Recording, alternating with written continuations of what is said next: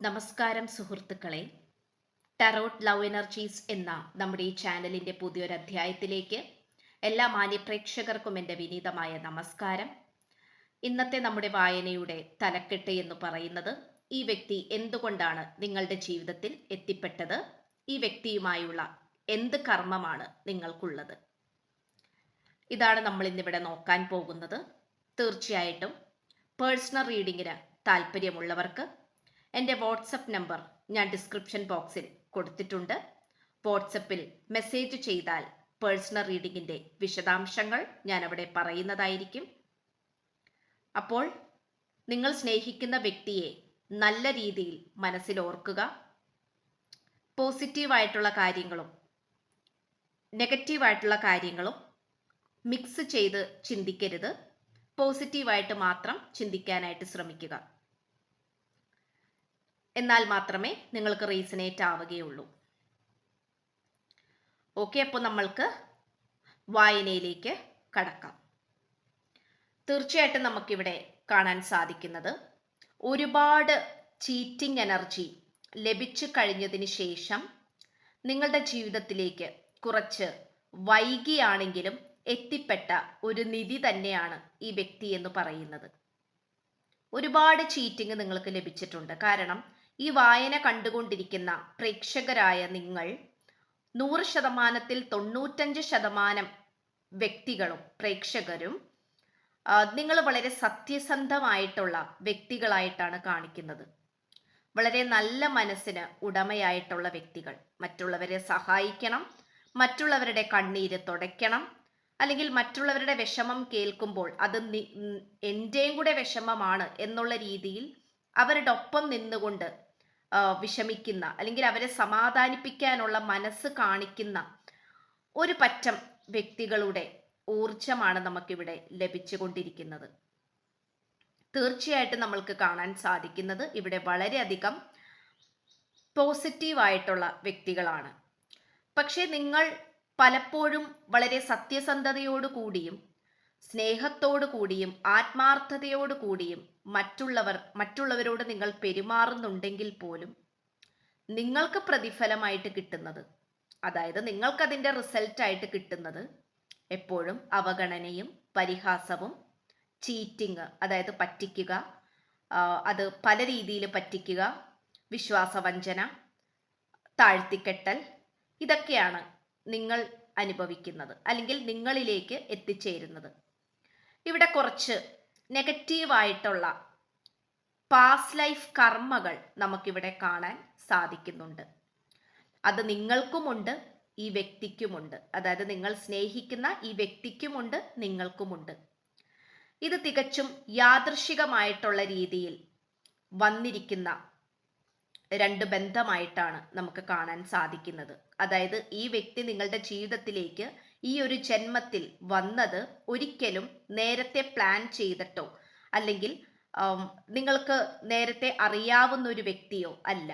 വളരെ യാദൃശികമായിട്ട്, ചിലപ്പോൾ നിങ്ങളുടെ കൂട്ടുകാരനോ കൂട്ടുകാരിയോ ആയിരിക്കാം, അല്ലെങ്കിൽ നിങ്ങൾ ഒരിക്കലും ഈ വ്യക്തിയെ ആ ഒരു കണ്ണുകൊണ്ട് കണ്ടിട്ടുണ്ടാവില്ലായിരിക്കാം. ഒരു സ്നേഹിതനായിട്ടോ ലവറായിട്ടോ ഒന്നും നിങ്ങൾ കണ്ടിട്ടുണ്ടാവില്ല. ഒട്ടും ബന്ധമില്ലാത്ത, അല്ലെങ്കിൽ വളരെ ഓപ്പോസിറ്റ് ആയിട്ടുള്ള ഡയറക്ഷനിലേക്ക് സഞ്ചരിച്ചു കൊണ്ടിരിക്കുന്ന രണ്ട് വ്യക്തികളായിരുന്നു നിങ്ങൾ. അപ്പൊ തികച്ചും ഈ വ്യക്തിയായിട്ട് നിങ്ങൾ വളരെയധികം വ്യത്യസ്തരാണ്. ഈ വ്യക്തിയുടെ സംസാര രീതി, ഈ വ്യക്തി സൈലന്റ് ആണെങ്കിൽ നിങ്ങൾ വളരെയധികം എക്സ്ട്രോവേർട്ട് ആണ്. എല്ലാവരോടും നല്ലോണം ചിരിച്ച് ആക്റ്റീവായിട്ട് സംസാരിക്കുന്ന വ്യക്തിയാണ്. ഈ വ്യക്തി തമാശ പറയുന്ന വ്യക്തിയാണെങ്കിൽ നിങ്ങൾ സൈലന്റ് ആണ്. അങ്ങനെ നേരെ ഓപ്പോസിറ്റ് ആയിട്ടുള്ള സ്വഭാവ രീതികളൊക്കെ ആയിട്ടാണ് നമുക്കിവിടെ കാണാൻ സാധിക്കുന്നത്. ഇന്നും നിങ്ങൾക്ക് അത്ഭുതമാണ് ഈ വ്യക്തിയായിട്ട് എങ്ങനെ റിലേഷൻഷിപ്പിലായി എന്നുള്ളത്. കാരണം ഇന്നും നിങ്ങൾ ആലോചിക്കുമ്പോൾ നിങ്ങൾക്ക് ഉത്തരമില്ല, ഇതെങ്ങനെ ആയിപ്പോയി എന്നുള്ളത്. ഇതിൽ വിവാഹേതര ബന്ധങ്ങളും കാണുന്നുണ്ട്. ഒരു പക്ഷെ നിങ്ങൾ കല്യാണമൊക്കെ കഴിഞ്ഞ് നിങ്ങളുടെ പങ്കാളിയുമായി അത്ര സുഖകരമല്ലാത്ത രീതിയിൽ മുന്നോട്ട് പോകുന്ന ഒരവസ്ഥ. അതായത് സന്തോഷമുണ്ടോ എന്ന് ചോദിച്ചാൽ ഇല്ല.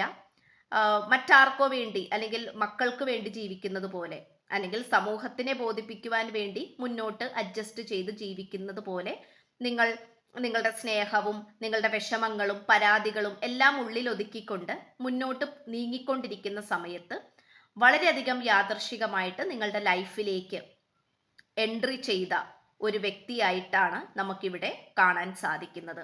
അതുപോലെ ലവേഴ്സിന്റെ കാര്യമാണെങ്കിൽ പോലും അങ്ങനെ തന്നെയാണ്. ഒരുപക്ഷെ നിങ്ങൾക്ക് പ്രണയമേ വേണ്ട, പ്രണയം എന്നുള്ള കാര്യമേ എനിക്ക് വേണ്ട, അല്ലെങ്കിൽ അതിനോട് എനിക്ക് താല്പര്യമില്ല എന്ന് വിചാരിച്ച് ഒരു സന്യാസയോഗത്തിൽ മുന്നോട്ട് പോയിക്കൊണ്ടിരിക്കുന്ന നിങ്ങളുടെ ജീവിതത്തിലേക്കും യാദൃശികമായിട്ട് വന്നു ചേർന്ന ഒരു പേഴ്സണായിട്ടും നമുക്കിവിടെ കാണാൻ സാധിക്കുന്നുണ്ട്. അപ്പൊ തീർച്ചയായിട്ടും ഇവിടെ നിങ്ങൾ തമ്മിൽ ഒരു പാസ്റ്റ് ലൈഫ് കണക്ഷൻ ഉണ്ട്. പാസ്റ്റ് ലൈഫില് മുജ്ജന്മത്തില് നിങ്ങൾ രണ്ടുപേരും വിവാഹം ചെയ്യാൻ തീരുമാനിച്ച വ്യക്തികളാണ്, അല്ലെങ്കിൽ വിവാഹം ചെയ്തവരാണ്. പക്ഷെ അത് പാതി വഴിയിൽ വെച്ച് മുറിഞ്ഞു പോയതായിട്ടാണ് നമുക്ക് കാണാൻ സാധിക്കുന്നത്. തീർച്ചയായിട്ടും അവിടെ ഒരു നെഗറ്റീവ് ആയിട്ടുള്ള ഒരു ക്യാരക്ടർ വരികയും ആ ഒരു ക്യാരക്ടറിന്റെ, ആ ഒരു വ്യക്തിയുടെ സാന്നിധ്യം കാരണം നിങ്ങൾക്കിടയിൽ വിള്ളലുകൾ സംഭവിക്കുകയും നിങ്ങൾ രണ്ട് പാത്രത്തിലാവുകയും ചെയ്ത ഒരു സാഹചര്യമാണ് നമുക്കിവിടെ കാണാൻ സാധിക്കുന്നത്. അതുകൊണ്ട് തന്നെ നിങ്ങളുടെ രണ്ടു പേരുടെയും സോളുകൾ തമ്മിൽ നല്ല രീതിയിലുള്ള കണക്ഷൻ നമുക്കിവിടെ കാണാൻ സാധിക്കുന്നുണ്ട്. കാരണം വളരെ യാദൃശികമായിട്ടാണ് ഈ വ്യക്തി നിങ്ങളുടെ ലൈഫിലേക്ക് വന്നതെങ്കിൽ പോലും നിങ്ങളുടെ ആ ഒരു മനസ്സുകൾ തമ്മിൽ വളരെ പെട്ടെന്ന് ചേർക്കപ്പെട്ടു, വളരെ പെട്ടെന്ന് ഒരു കണക്ഷനിലേക്ക് എത്തിപ്പെട്ടു എന്നുള്ളതാണ് നമുക്ക് കാണാൻ സാധിക്കുന്നത്. ഒരുപക്ഷെ നിങ്ങൾ പോലും അതിശയിച്ചിട്ടുണ്ടാകാം, ഈ വ്യക്തിയുമായിട്ട് എന്തുകൊണ്ട് എനിക്ക് പിരിയാൻ സാധിക്കുന്നില്ല, വളരെ കുറച്ച് കാലഘട്ടമേ ആയിട്ടുള്ളൂ ഈ വ്യക്തിയുമായിട്ട് സ്നേഹത്തിലായിട്ട്, പക്ഷെ എന്തുകൊണ്ട് എനിക്ക് ഈ വ്യക്തിയെ മാറ്റി നിർത്താൻ സാധിക്കുന്നില്ല, എന്തുകൊണ്ട് ഞാൻ ഈ വ്യക്തിയുടെ അടുത്ത് മാത്രം ഇത്രയും സന്തോഷവതിയാകുന്നു, അല്ലെങ്കിൽ ഇത്രയും സന്തോഷവാനാകുന്നു? കാരണം നിങ്ങളുടെ സോള് ഹീല് ചെയ്യാൻ വേണ്ടിയിട്ടും പാസ്റ്റ് ലൈഫിലെ കർമ്മം പരിപൂർണമാക്കുവാൻ വേണ്ടിയിട്ടും കൂടിയായിട്ടാണ് ഈ വ്യക്തി നിങ്ങളുടെ ലൈഫിലേക്ക് വന്നിട്ടുള്ളത്. അതുപോലെ ഇവിടെ സിംഗിൾ പാരന്റ് ആയിട്ട് പോയിക്കൊണ്ടിരിക്കുന്ന വ്യക്തികളുടെ എനർജിയും നമുക്ക് ലഭിക്കുന്നുണ്ട്.